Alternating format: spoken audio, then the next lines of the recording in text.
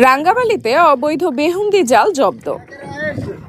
পটুয়াখালীর রাঙ্গাবালী উপজেলায় মৎস্য সম্পদ ধ্বংসকারী বেহুন্দি জাল ও অন্যান্য ক্ষতিকর জাল অপসারণে বিশেষ কম্বিং অপারেশন 2025-এর চতুর্থ ধাপের ষষ্ঠ দিনে অভিযান পরিচালনা করে অবৈধ বেহুন্দি জাল, চরঘেরা জাল ও চায়না দুয়ারি জব্দ করে জনসম্মুখে পুড়িয়ে বিনষ্ট করা হয়।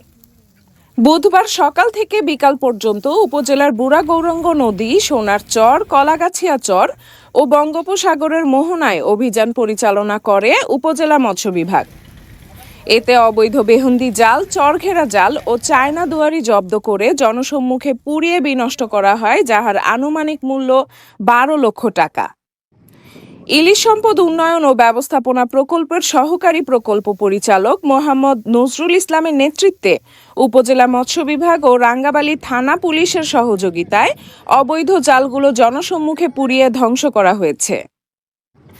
অভিযানকালে ইলিশ সম্পদ উন্নয়ন ও ব্যবস্থাপনা প্রকল্পের সম্মানিত সহকারী প্রকল্প পরিচালক জনাব মোহাম্মদ নজরুল ইসলাম, রাঙ্গাবালী উপজেলা সামুদ্রিক মৎস্য কর্মকর্তা এস.এম. শাহাদাত হোসেন রাজু, অফিস সহকারী মোহাম্মদ নেসার উদ্দিন সহ অত্র দপ্তরের সহকর্মীবৃন্দ উপস্থিত ছিলেন। মৎস্য সম্পদ সুরক্ষায় এ অভিযান অব্যাহত থাকবে।